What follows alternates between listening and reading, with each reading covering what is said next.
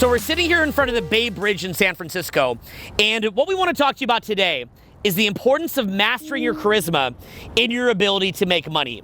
And of particular importance is the lost opportunities when you don't have charisma in making money, but also the fact that you may not even be in a high leverage position at all in your life. Maybe you have nothing going for yourself in life to make money. You're sitting there and thinking, how do I make money? What is something that I can use right now to leverage, even though I don't have a lot of assets or resources to make money right now? So we want to hammer you both on the ways that you're losing money by not having charisma, but even if you don't have a lot of ways to make money at all, we want to get you thinking about how you can leverage your personality in order to make a lot of cash. And we're going to be showing you examples of where this can really ruin you, but also a little bit of how-to so you can start using this right now and ideally make more cash. Now, obviously, that's not something I can guarantee, certainly not something Jeff can guarantee, but we want to give you examples of stories that we've seen where we felt it made a huge contribution as far as your life. Now, to begin, I want to describe how your life could be a complete mess. And first of all, if you're in a position of making money, think about the fact that lacking charisma can mean that you don't get the credit that you deserve for your work. It could mean that you don't get hired for a job. It could mean that you want to go meet somebody who you're really into and they don't want to spend time with you. They often say your network is your net worth, and you're not able to network with the kind of people who you want to network with. There's many different examples that this is hurting you. But more so, what if you don't even have any money at all? What if you don't have resources? Because generally speaking, they say that it takes money to make money. So maybe to get a good business idea, you'd want to get around other people that are really, really good at business. But the people that you're around are schleps. And because of that, that schleppness is infecting you. Or maybe you'd actually like to get into a position where someone offers you an amazing opportunity, but you don't have charisma and you can't get into that opportunity. So what do you do right now if you want to leverage the fact that you don't have a lot of assets? Where do you start? Well, maybe you can pay $100,000 to go to university and get a degree. That's something proven to work, but that might not be your trajectory. And a lot of people are saying more and more that that's even failing these days. That's just creating people in debt. So think about conversely, and by the way, this is not something we want you to emulate, but just something to think about. Sometimes there's these people that are just really, really slick. They're just very, very frankly sleazy and slick. Oftentimes they'll say that people that are kind of sociopathic, and I'm not, again, don't emulate this, these people are terrible, but people that are sociopathic, they have what's called a glib charm. And these crazy sociopaths wind up at the top of companies just using this kind of glib charm, even though there's nothing to back it up. It's completely insane. Or you'll see people that are really, really good at dating. And again, they're completely nuts. You might notice that a lot of people complain like, I dated a narcissist, or I dated some complete psycho. And the reason that happened, they have nothing going for them behind the surface. They're disloyal. They're not the kind of person you'd want to get involved with at all. But meanwhile, almost everyone you talk to will say, oh, I dated a narc. In fact, it's so bad that if you look up narcissism, narcissist channels have millions of followers. They have millions of views because almost everybody has wound up dating some nutjob narcissist. And as a result of that, they're frustrated about it, right? Well, I mean, think about it. There's not really that many narcissists. There's not that many sociopaths. And yet it seems that almost everyone has dated a narc in their history. Why is that? Because the one narc is dating everybody. Now, again, don't model that. That's terrible. You should have real value to offer, but just realize that there's many people, like there's not a lot of channels like, I dated this amazing doctor who was totally incredible, but it just didn't pan out because those people wind up not getting dates, right? Like the people, it's often the people that have that kind of glib level, surface level charm that wind up getting the best results in life. And you've got to start asking yourself, why is that? Again, don't become one of those people because that's a dark path. That's disgusting. Don't become ever one of those people. But just to be aware that, look, McDonald's has the best marketing and advertising. Do they have the best hamburger? Well, why is that? I mean, personally, my favorite burger restaurant in Los Angeles is called Bel Campo, and another one's called Burger Lounge. Have you ever been to Bel Campo? Have you ever been to Burger Lounge? Well, that's because there is no Ronald McDonald for Bel Campo or Burger Lounge. All that you see at Bel Campo is a picture of the cow that you're actually eating, which probably frightens children. So that's what we're kind of leading into here, is you definitely want to be a quality person. That's something that we teach in many of our teaching as far as having real value to offer. We always believe that having real value to offer will make you at peace in your soul. But as far as getting results, a great deal of that is going to come down to energetic control. It's going to come down to likability. It's going to come down to being compelling, magnetic. It's going to come down to having gravitas. We've even seen this in politics. Look at American politics, where it's often the president that's simply the most charismatic that gets elected. We saw that with George W. Bush and Al Gore. Later, after Al Gore didn't get elected, he actually became a lot more charismatic. Tony Robbins even called him out on it and said, he literally at a TED Talk said, "Sir, if you would have been more charismatic, you'd probably be the president right now." We've also seen this with Donald Trump. And like him or hate him, you may well hate him, a lot of people do. I mean, it started even long before that with JFK. Right, who mastered the whole television medium to actually become the president. Crazy to think about, isn't it, right? And I mean, you were even saying, by the way, with Donald Trump, that there's different layers of charisma and that he had all three. Again, you feel free to like steam up and hate the guy if you want to, but let's just look at the fact that he got elected as, by the way, as a non-career politician. The thing with Donald Trump, what's very interesting, he's a master of all three projective modes. Again, his gesturing, his physical kinesthetic mode, his vocal mode, his facial emotional projective mode, which makes a lot of sense given that this is a guy who was a celebrity and who was on television and in the public eye for 30, 40 years. It makes a lot of sense that he'd be a master of all those modes. And it translates to a lot of his success, why he seems to just effortlessly dodge bullets Matrix style that would destroy any other career politician. And by the way, he'll probably win again. And that's because there's no opposition that's more charismatic than him. So you can literally use charisma to get your way to what some people would describe as the most powerful job in the entire world. Yes, some abilities that the Jedi would consider unnatural, right? So look, the message you might be getting from this video thus far is be a sociopath narcissist. But that's not what we're suggesting here. Let's look at what these people have figured out. They figured out that in order to be liked, to be well received, you need to make people feel at ease around you in the moment. And one of the biggest things that goes into that is cultivating this ability to project energy. Quite simply, that's all it is. That's all magnetism is. That's all being charismatic is. Think of it as the ability to project energy. But the problem is, most people are deeply inhibited when it comes to the expression of emotion because they've been conditioned from a very young age to fear what they consider to be dangerous expenditures of emotion. The media, various types of upbringing, maybe a deeply religious upbringing, peer pressure, corporate culture, all of these things say, stay in your little box, don't express yourself, and again, you'll be safe. You'll be safe from the judgment of the group. But those who have succeeded have learned that that's not true. You're being lied to, and again, we could discuss, and we've discussed this at length before, you know, is it a system of control that's been put in place by a mustache-twirling cabal of villains trying to keep you down? Or is it just a consequence of how society developed naturally? What did you say, the chicken or the egg, or chicken with the head cut off? Is that what you... Oh yeah, headless chicken versus conspiratorial. Who knows? And it really doesn't matter because at the end of the day, you need to deal with your life right now. And your life right now is being limited by this issue no matter what level you're at. I used to be limited by these ideas, quite frankly, myself. So did you. We all did, because we're all subject to the same counter conditionings, right? But again, awareness is the first step. Don't feel shame or guilt about it. Just become aware of it, and then you could begin to identify and release their manifestation in your lives. Yeah, and I remember being a kid, and in my mind, I thought, I've got a really big heart. I really care about people. I want to help people. And I want to be nice to people and good to people. And I noticed that many of the most popular other kids were people that frankly weren't very good people, but they had great charisma. And they would be selected as the prom king or queen, or they would be selected as class president, and they would get all the best treatment. And so what I began to realize in life is that you want to cultivate real value and be a good person because that's important for your spirit, for your soul, for your feeling of peace of mind. Frankly, people that are degenerates that just cultivate this kind of glib charm but have nothing beneath it, I think they're tortured. And and then they wind up just cultivating more and more charm, frankly, to try to get external results in order to deal with that inner void. So we're not suggesting that at all. But realize that you can learn from anybody, and you should learn from any kind of extreme example.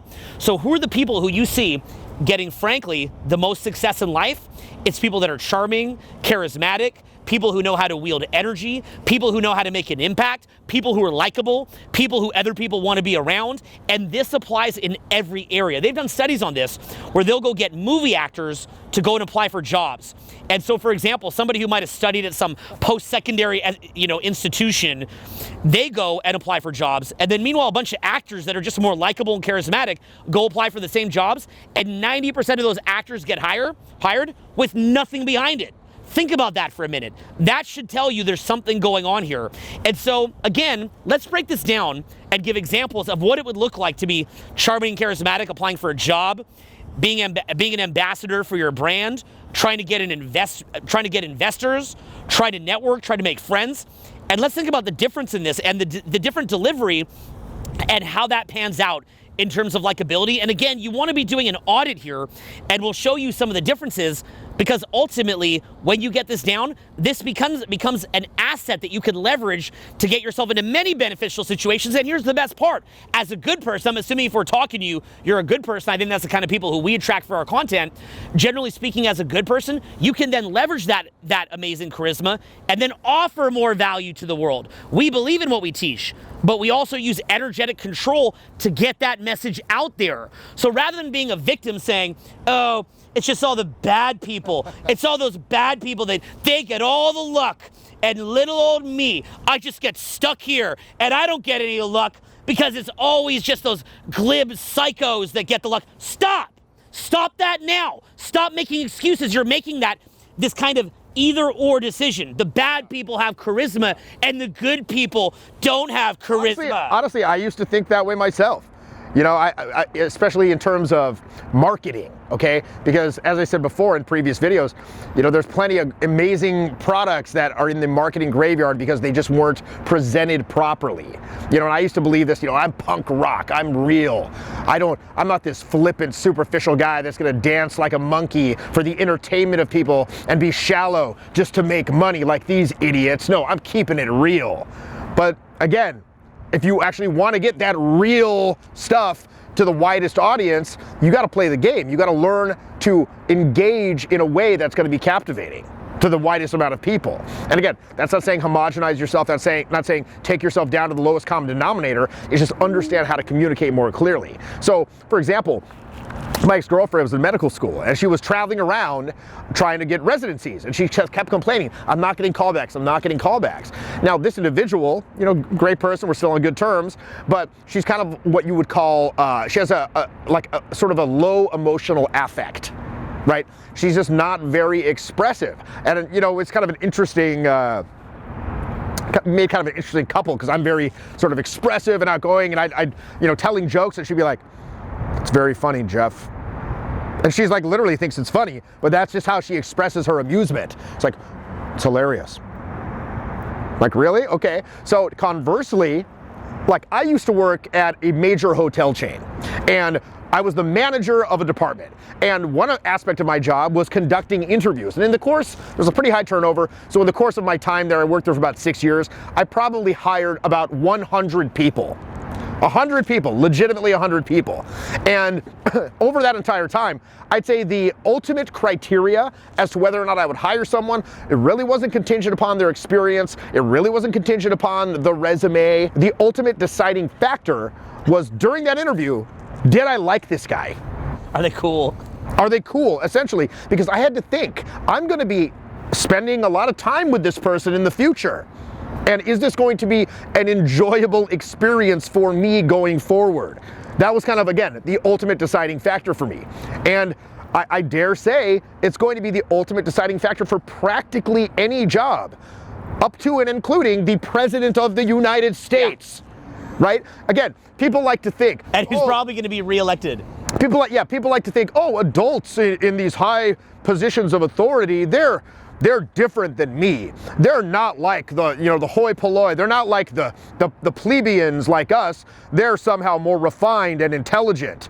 Again, especially with the political climate today, we see pretty much everyone is just a little kid in an adult's body trying to figure out what the heck is going on, right? We have no idea. And again, we're all subject to the whims, right, of these personal biases of our emotional process that happens internally. Like, again, remember that mirror neuron system is always scanning the environment and picking up on what other people are feeling and giving you essentially an equivalent experience in your own consciousness. So when I'm speaking with someone, based on whatever energy they're giving off, I'm going to start to pick up on that, and it's going to affect me emotionally as well. And understand, your emotional process and the intellect, they're two separate things, right? They're two separate things. The space of your consciousness can be occupied by the mundane facts of this person's curriculum vitae, or it can be overwhelmed by powerful emotional feelings. The mundane facts of their career. Exactly. And it's much easier for emotions to push out mundane facts from your perceptive, your conscious awareness. And it's much more difficult for mundane facts to kind of retake the spotlight from emotional feelings. I mean, it's just like food, right? I mean, as much as we run personal growth-based seminars, if we come in with a big thing of piping hot pizza and milkshakes, no matter how educated everybody is, if the other option is a dry kale salad, about 80% of that room is still gonna lunge for the pizza. It just feels better. And it's funny too, because this is to the point where, generally speaking, for example, in dating, people will often choose charisma and energy and emotion over the logically best decision. We also see this in hiring. We see this in many different areas. In fact, anybody who I work with, any of our chief executives that work in our company, I've got to train them. One of the first things I train them is, you know that person who you're interviewing, they look all stressed out because they work around the clock really hard, and see that other person who looks relaxed and charming. Maybe that person that looks relaxed and charming looks that way because they're not working that hard. And yet, most of you, my chief executives, will get duped by this and hire the person that looks relaxed, calm, and they'll even look down upon the person who's working super hard and say, oh, they just have a weird energy, and this person looks like they have it all together. No, the reason this person has it all together, because they're not working. That's called fast talker, slow doer. And so we even had to come to a point where, you're laughing because you know, so we even had to come to a point where we were the people who were working so hard but didn't have the ability to promote our business. And I remember around 2008, and I put myself in front of a camera, and frankly, I just didn't have what it took to create a following. I knew that I didn't. And I remember I sat there in front of my queen palm tree in my apartment, and I tried to talk into the camera. So I was decent in front of a crowd because I'd done a lot of public speaking, but right in the camera, I struggled. And I had to sit there doing it again and again and again, because I knew that social media was going to take off, and I knew that I was not going to be a competent ambassador for my brand. Now, it's funny just watching those videos from 2008, yeah. I'm just like, wow, this is terrible. My delivery is so flat, it's so terrible, it's unengaging. But at the time, I was trying so hard, yep. so hard. And as you can see, I mean, if you followed us for any length of time, you can kind of, hopefully you can see the development and how we've cultivated this ability over the years to be more, I guess, emotive, more compelling, more enthusiastic with our delivery, et cetera, et cetera, et cetera. And hopefully it's more engaging as you watch it. Yeah, I've hit a point where it's a beautiful experience to know that for me to be sitting there with a client and working with them, sometimes they're crying in my arms. I'm sure you've had many of the same experiences until 7 o'clock in the morning. I know that no one's going to know about that. No one's going to ultimately know that I sat there giving my soul into that client. But what they will feel is the experience they feel from a video. And so that way of connecting, that kind of energy, is meant to go to a certain niche. It's meant for a very specific niche. But to that niche, if they enjoy that, that means that I can actually have full crowds. That means that I can have sold out programs for a year in advance. That means that when I sell a video series, that can be expected to blow up. And that means that the work that I put into that is expected to actually be well received. And so imagine that you put so much work into something and then nobody wants to see it because you're just not engaging enough. Frankly, you yourself may work as hard as either of us do, but instead of having a business that has people coming in excited about it, you're stuck sitting there just trying to get the word out. So look at the difference there. Let's think about the difference, for example, in applying for a job. And you walk in, you're relaxed, your eye contact is good, and you're confident, but you're not arrogant. You're not so arrogant that you're freaking the person out who you're getting a job from, but you're likable. There's a smile there. There's a light energy. And and then as you're talking, they feel good as they're interviewing you. And now what happens? Now they want to know more about you. Now they're drilling down. Now they're a little bit nervous that you're going to walk, that you may have other options. They start thinking, wow, if this person's that relaxed and confident in this environment, they probably have better offers. We better make them a great offer. We better pay them more. You know what's very interesting to think about as well is people who have a really highly developed projective capacity, again, abilities to emote through gestures, through the face, through the voice. Those three projective modes form a system. But then there's an additional system of the perceptual modes. And the corresponding perceptual modes are obviously picking up on people's facial emotional messages. Again, they're specific facial emotional messages, hearing the changes in their voice, tonality, seeing how their body language is changing over time. And the more you develop your projective capacity, the more your perceptual capacity will be developed in turn, because those two systems form an overarching system of an interplay. Right? So again, as you're going in and you're relaxed, you're putting them at ease, you're also able to pick up the cues that they're giving off and modulate your approach as the interaction dynamically unfolds as well. Right? So it goes both ways. And again, if we're talking about here how this learning how to express yourself, learning how to increase your charismatic expression can help you gain resources, can help you get money. And we have many, many anecdotal examples of this from our own lives that we've seen, from my own personal life, additionally from people I know. I had this assistant last year, Bradley, and he decided to sign up and fly around the world with me essentially on a whim. Like, he didn't really know what it would entail. He didn't know how he would get the money to pay for the airline tickets to fly around with me, et cetera, but he did it. Lo and behold, 9 months later, he's out at an industry event in the industry that he's in. And he was meeting people, and he was going around meeting people and getting romantic with several people he just met right there, then and there for the first time, having just a ball and a hell of a time, so to speak. And another person in the industry who owned a business, he wasn't even on this guy's radar until this point, kind of buttonholed him, took him to the side and said, hey man, I want to speak to you for a little bit. I know a lot of guys in sales, because that's what he's in sales. He's like, I know a lot of sales guys, and none of them can do what I just saw you do. I want to interview you. Right? So he scheduled an interview, and then a week later, Bradley calls me up. He's like, hey Jeff, I have good news and bad news. I'm like, what's the bad news? He's like, I'm not going to be able to work with you anymore. I'm like, oh, why? He's like, well, that's the good news. I interviewed with that guy I told you about, and he offered me a position with a raise of $125,000. He was previously making much, much less. So all of this came. He said, Jeff, I attribute this directly to working with you and learning this stuff. And again, that's a 100% true story.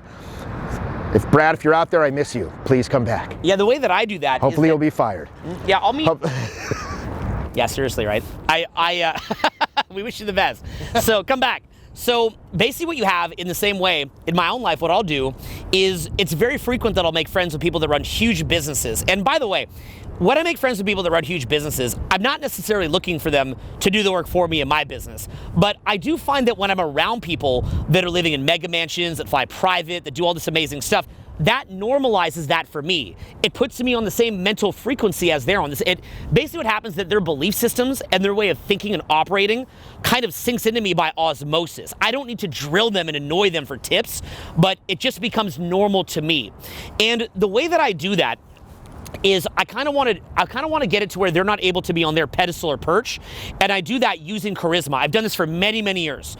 So what'll happen is I'll be around maybe somebody who I really would want to network with super duper bad, and we'll all be out at a dinner. And I've done this for years. So specifically, I will go sit at the other end of the table with them. I do this with complete intention. So everybody's kind of crowding around the cool kids part of the table. I deliberately go to the loser end of the table, as far away as I can. Now, my voice... Yeah, I've seen this. I've seen you do this. Jeff is the same. We can project to hundreds of people, okay? When we're on airplanes, people are telling us to shut up. So what happens is, I have to change it on purpose, right? So what happens is, I will start joking around at my end of the table. And the beautiful thing about having charisma is not only is it the you show, but you get to lift other people up. You can create an environment of non-judgment, of playfulness, of fun, where everybody's laughing and everybody's having fun. And so you start doing that, and this will really freak out all the rich, cool people at the other end of the table, because they were expecting to feel like they're in their little ego and they're having fun. And all of a sudden you're with all these losers. They're not really losers, but they're just people that don't have charisma. Losers.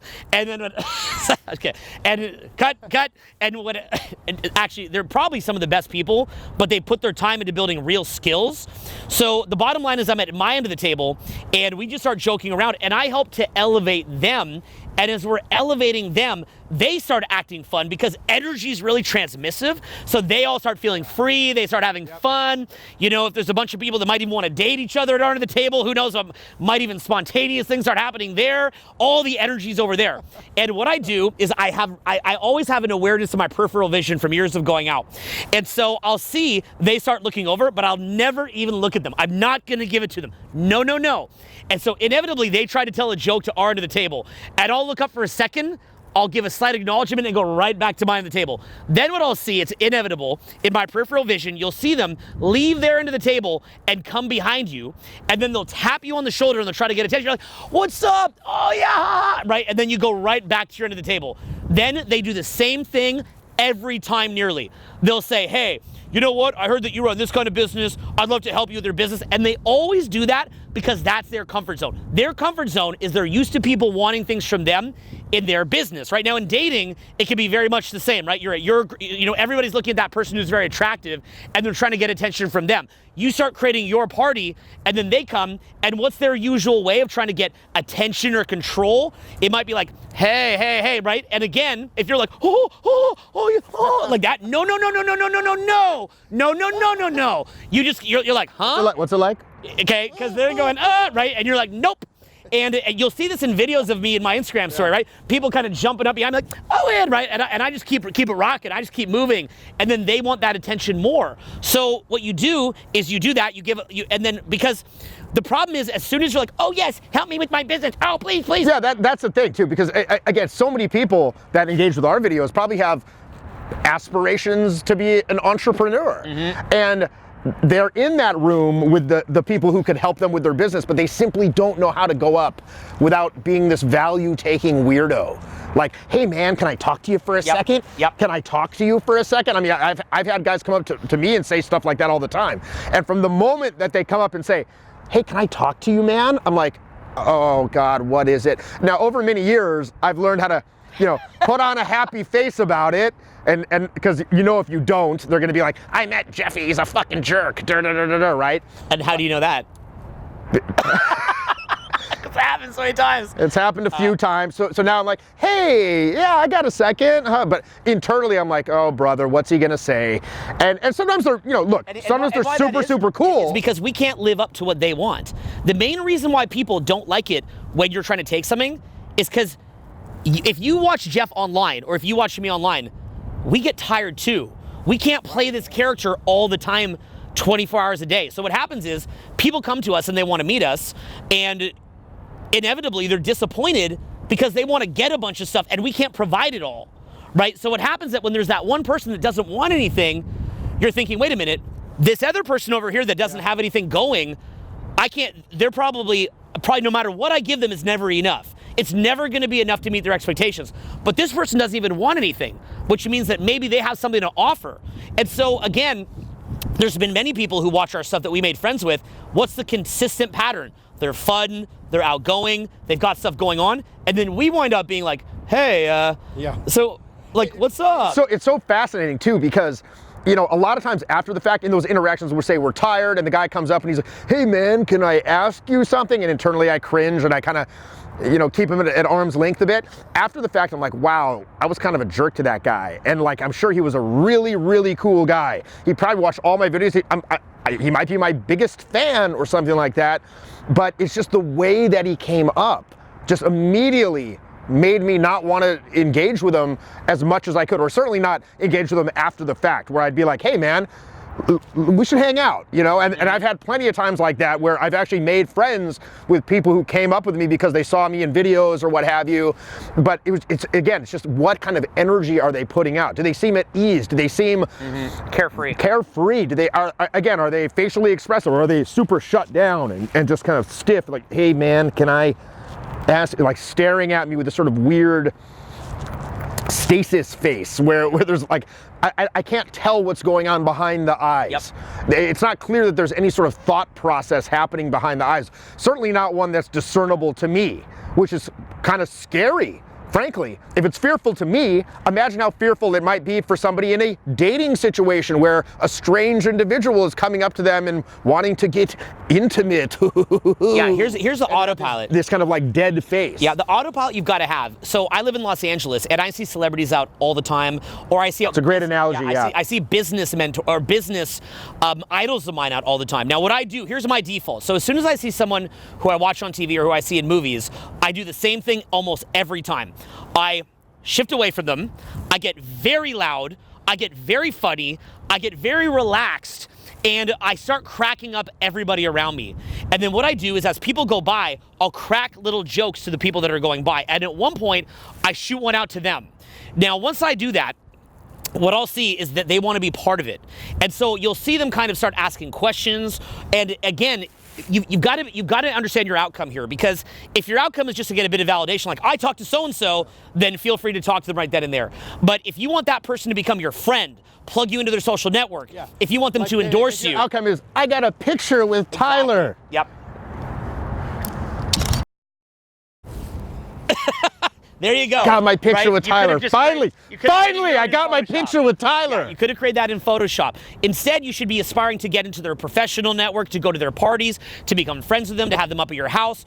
You know, it's really fun, for example, when you hang out with celebrities, you could just say, hey, could you pass me your Instagram? And then you borrow their Instagram, and you can start DMing all these other celebrities, get them to come hang out with you, right? So say there's some celebrity crush you have, you can grab their Instagram, throw it in the DM, and now you've got a little party going. Or you can get business opportunity, business connections. You can get better rates on merchants. You can get better rates on banking.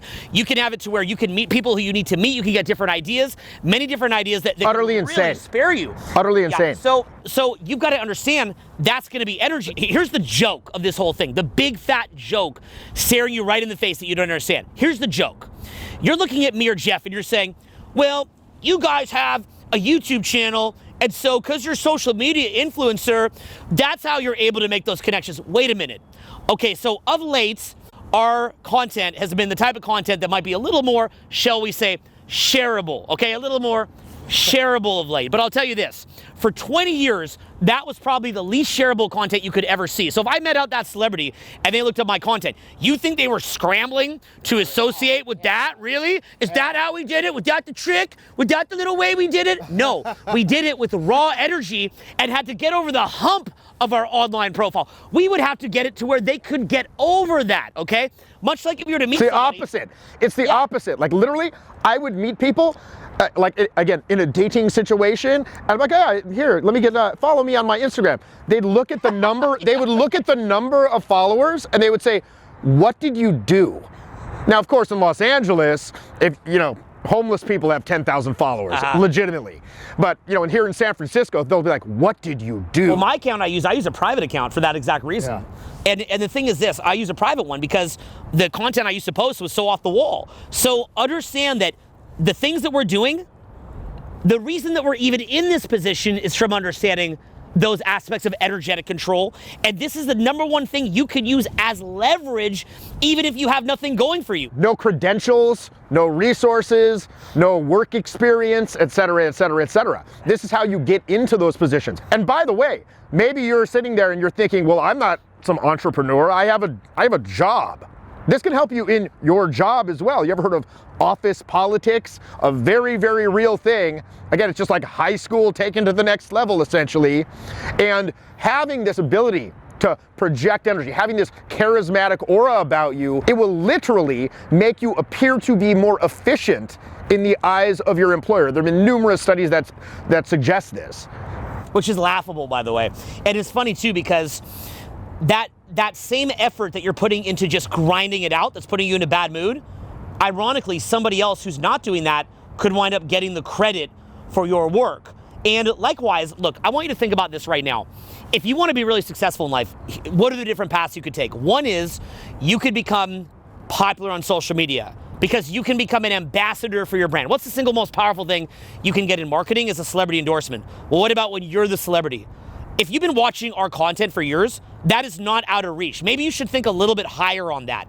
Now, even if you didn't become a celebrity, but you just want to have some kind of social media content available for what it is that you do. Let's say that you're even trying to get a job and you come across if it's very watchable on your social media platform, even if there's only 20 views or 50 views. I mean, funny enough, on Instagram right now, they even just removed the view counts off a video, so that's not even showing up anymore. So if you're watchable, like for example, I was out at Soho House the other night, and I had someone come up to me, and he said, hey, I love your content. I would love to do some work with you guys in lighting. And funny enough, he studied our content, so he was very fun to hang out with. I'm at Soho House. There's all these other people I'd like to meet, but this guy was very engaging, so I wound up talking to him for a minute. And then what happened was I looked at his Instagram, and he was very likable and watchable on his Instagram. Next thing you know, I was calling Julian saying, hey, you got to meet this guy.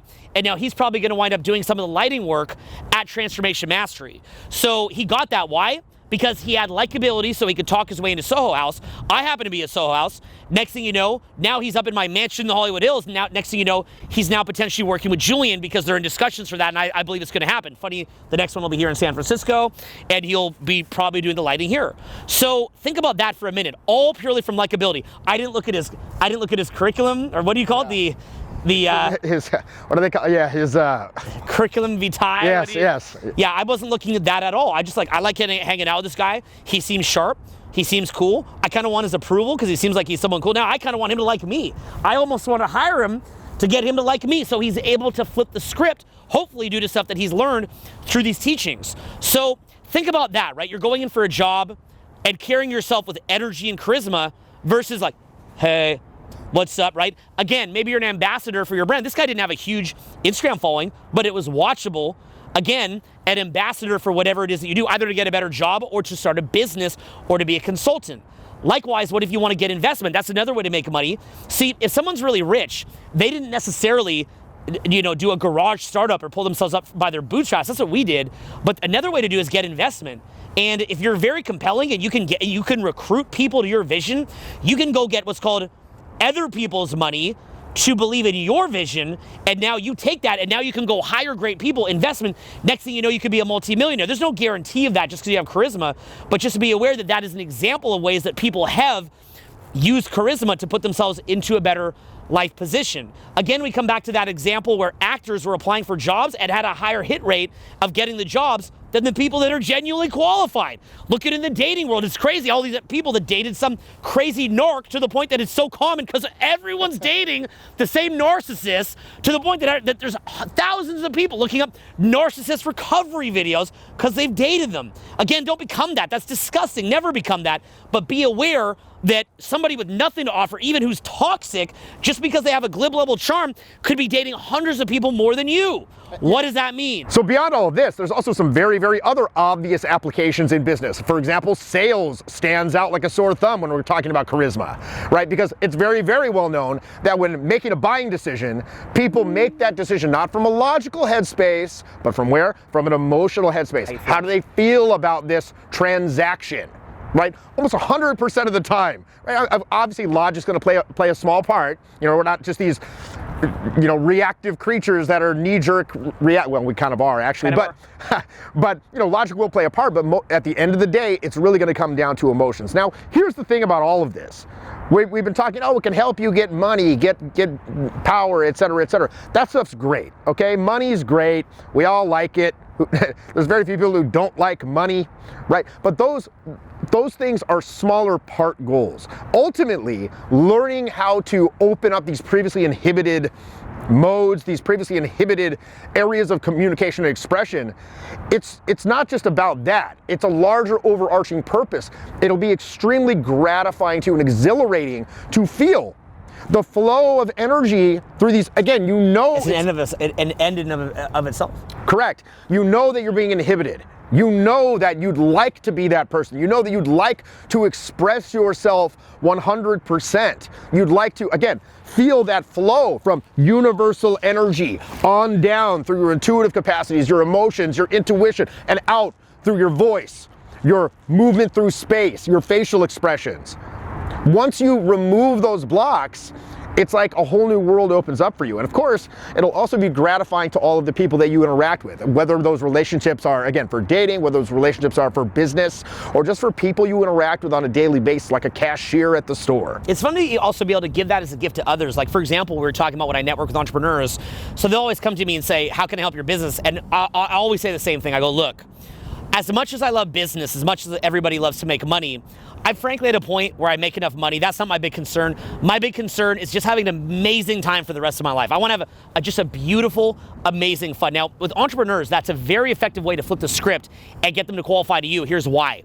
Most people will reach 50, and if they've worked really hard and built their business, they've got all this money, and they've realized they're still miserable because they thought money would get them a human connection, and it didn't. And so all that work and grind and hustle oftentimes deadens their personality to the point where it's like wood, and then they go buy some Rolex watch, or they think if they buy a Ferrari or something, that's going to cover and mask the fact that they have no charisma and they can't connect. They're hoping that kind of material object will make people just come to them, which it rarely works. Many of them even wind up getting in really creepy situations, like paying romantic creepy partners. Situations, yes. Paying people to be their romantic partner, shall we say, with this sugar, and doing that. And then as a result, now there's people who don't even love them, who they're gaining intimacy from, which then further makes them feel worthless. And then they need to make more money to fill that void. They're in a horribly, horribly bad pattern. If you're somebody, by the way, who's very wealthy and you're in that pattern, please come and talk to us and learn from us, because we can help you to fix that. I've had many successful clients, and Jeff has had many successful clients. We've helped to fix this. It's a brutal problem. And really what we want to, because there's so much more to life, okay? So much more. But what's funny is I actually use that to also, for me to actually help make entrepreneurial connections. Because what I'll say, look, making money is great. Our business crossed into 8 figures years ago, so we love that, but frankly, I just want to have a good time. Now, immediately that puts them on the defensive, because they're like, wait a minute, I can't befriend this person by throwing money at them and throwing them business tips, which then ironically makes them want to throw money and business tips, ironically. And then what happens is then they'll say, they'll say to themselves, wait a minute, this person who makes, because they could be running a 9-figure business or more, and they're like, wait a minute, so this person who's somewhat successful in their eyes is happier than me. I want that. And then they start becoming self-qualifying. They want to come hang out. And then what we do is we'll go out to some cool social environment, and we'll just have the wildest night you've ever seen. And they're laughing and they're having fun, because that environment that you create of non-judgment, of fun, of joy, of moving up, of lightness, of creativity, of abundance, of love, of happiness, and sharing and connecting. You go out and share that with everybody. They have the best night of their lives going out and experiencing that. That's why we love social coaching in general. But I'll just grab them, we'll just go out and do it. And I won't even talk to them, because they'll start asking me questions like, well, is this like what you teach? Like, is this like what you do? And they'll start drilling me with questions. Like some guy with like $1 billion range company, and they're drilling me with questions. I'm like, yeah, just come on. Stop talking. Stop the questions. Enough of your talking. Woo, right? We just start having fun. And then, next thing you know, they're dating someone new, or they've made new connections, and they're having way too much fun. And now you become the source of joy for them. So you're sitting there right now. Let's look at this. Let's be honest. Let's be real and have a reckoning here. You're saying that you can't make connections because you don't have enough money. When in reality, we've just showed you a path that you can go make connections like that right now. And you're not taking it, because woe is me, I can't solve the problem, right? And Jeff and Owen have some weird profile, so therefore I can't do what they do, when in reality, that's not an excuse at all. Instead, make a decision to learn how to connect with people on an energetic level and use that to leverage yourself. If you have nothing going on, then use that to leverage yourself. If you're super rich, then learn that to achieve authentic happiness as an end in itself. But whatever the case, what is the difference? Trying to get an investor. Oh, hi. What's up, Kay? Go get out right now. Go get out your smartphone right now. Get it out and look at yourself. How are you coming across? Look at okay, as a challenge, okay, in the comments. Probably most people won't even make it that far, but in the comments, if you made it that far, get out your phone, talk right into the camera, and look at how it is that you're coming across. Now, in future videos of the series, we're going to talk about many different types of charisma, because you can even be an introvert and have charisma. That'll be one of the next videos. But understand that if either from a more subdued perspective, where you're kind of holding the energy but being more slow, there's many different styles to this. Not my style or Jeff's style. Part of Charisma Mastery is for you to learn your style. You want to master charisma? It's not just copying our style, it's learning your style. We want to give you guidance on that. But look at yourself, see where you're coming from, and then ask yourself, is the way that I look now likely to get me investment? Is the way that I look now likely to make me an ambassador for my brand? Is the way that I look now likely to get me a promotion? Is the way that I look now likely to help my romantic life? Is the way that I look now likely to make me new friends to share my life with, or am I stuck? Do that audit on yourself right now. We're gonna show you a lot more as we move through this series as far as the how-to, the background, and ways that you can start making changes immediately. But we're trying to just get your mind open here, furthering the opening. We had our last video about the problems lacking charisma may cause. We're trying to kind of create that opening. We're trying to open you up here a little bit. And now we're trying to really rip it open and start looking at how this is affecting your pocketbook, your lifestyle, your experiences, the types of people you get to share those experiences with, your joy. And even if you are making a ton of money and you don't have this kind of energy and charisma, well then how much are you missing that as an end in and of itself? Get this down, you will change your life forever. Yeah! But seriously, it's absolutely imperative. And like we said in the previous video, we see this week in and week out, and it's just absolutely heartrending. You know, I mean, we're very caring people at the end of the day. You can't be more angry about this than you are. That's the biggest thing. We can't care more about it than you do. I cannot care more about your success than you do, right? I can care to an extent because, again, that I've made it my life's work. It's my overarching purpose in life is to help as many people as I can fix this stuff.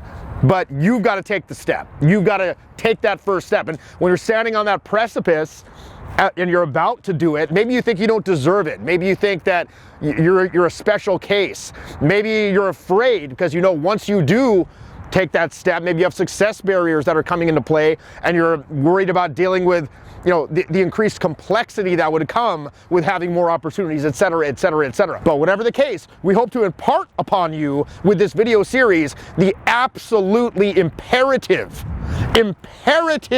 nature of handling this. So, in the next couple of videos, like I said, we're going to open up more into the how to go about this.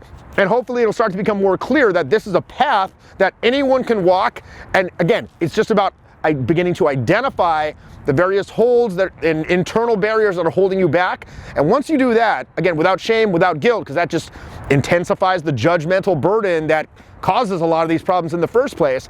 But once you do that, you start to release and replace their manifestations in your life. So this has been Jeff and Owen in San Francisco saying bye-bye. Coming back. And we'll be back. Get ready.